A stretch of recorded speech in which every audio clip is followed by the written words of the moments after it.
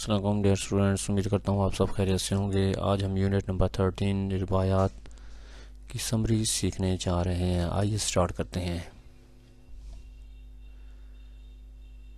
ان دا پوم روایات، علامہ Iqbal emphasizes the true meaning of faith and highlights the spiritual condition of Muslims۔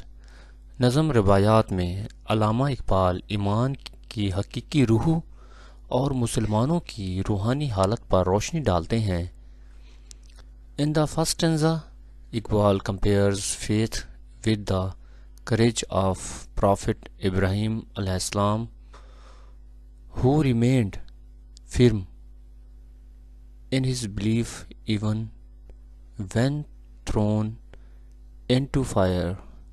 پہلے بند میں اقبال ایمان کو حضرت ابراہیم علیہ السلام کی بہادری سے تشبیہ دیتے ہیں، جو آگ میں ڈالے جانے کے باوجود اپنے ایمان پر ثابت قدم رہے۔ He explains that true faith means self-respect, trust in God and fearless devotion۔ وہ بتاتے ہیں کہ حقیقی ایمان کا مطلب خودداری، اللہ پر بھروسہ اور بے خوف عقیدت ہے۔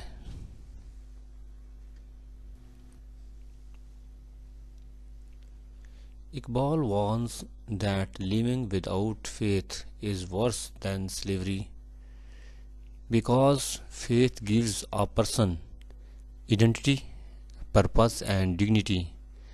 اقبال خبردار کرتے ہیں کہ ایمان کے بغیر زندگی غلامی سے بھی بدتر ہے، کیونکہ ایمان انسان کو شناخت، مقصد اور عزت دیتا ہے۔ In the second stanza, Iqbal compares Islamic spiritual harmony with Western material culture۔ دوسرے بند میں اقبال اسلام کی روحانی ہم آہنگی کا موازنہ مغرب کی مادی تہذیب سے کرتے ہیں۔ He says that foreign cultures try to blend with Islam, but Western civilization lacks inner unity and spiritual direction۔ وہ کہتے ہیں کہ غیر ممالک کی ثقافتیں اسلام کے ساتھ ملنے کی کوشش کرتی ہیں، لیکن مغربی تہذیب میں روحانی اتحاد اور سمت نہیں ہے۔ According to Iqbal, a nation's true harmony depends on faith, not on imitation of others۔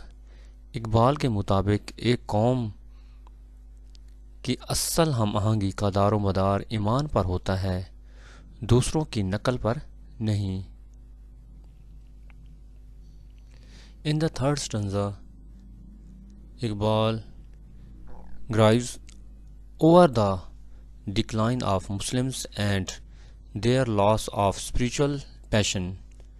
تیسرے بند میں اقبال مسلمانوں کے زوال اور روحانی جذبے کے ختم ہو جانے پر افسوس کرتے ہیں۔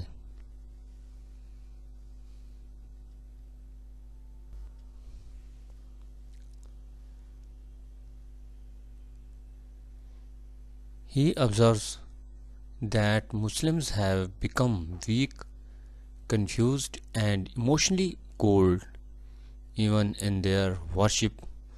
وہ دیکھتے ہیں کہ مسلمان کمزور، الجھے ہوئے اور جذباتی طور پر سرد پڑ گئے ہیں، حتیٰ کہ عبادت میں بھی۔ In unity is broken, their hearts lack sincerity and prayers have turned into empty rituals۔ ان کی صفیں بکھر چکی ہیں، دلوں میں اخلاص نہیں رہا اور عبادتیں صرف رسم بن گئی ہیں۔ Iqbal concludes that Muslims can rise again only if they revive passion, faith, unity and spiritual strength۔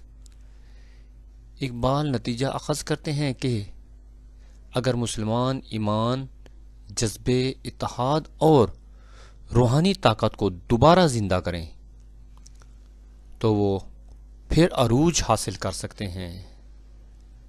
Dear students, امید کرتا ہوں کہ روایات کی سمری آپ کو سمجھ میں آ گئی ہوگی۔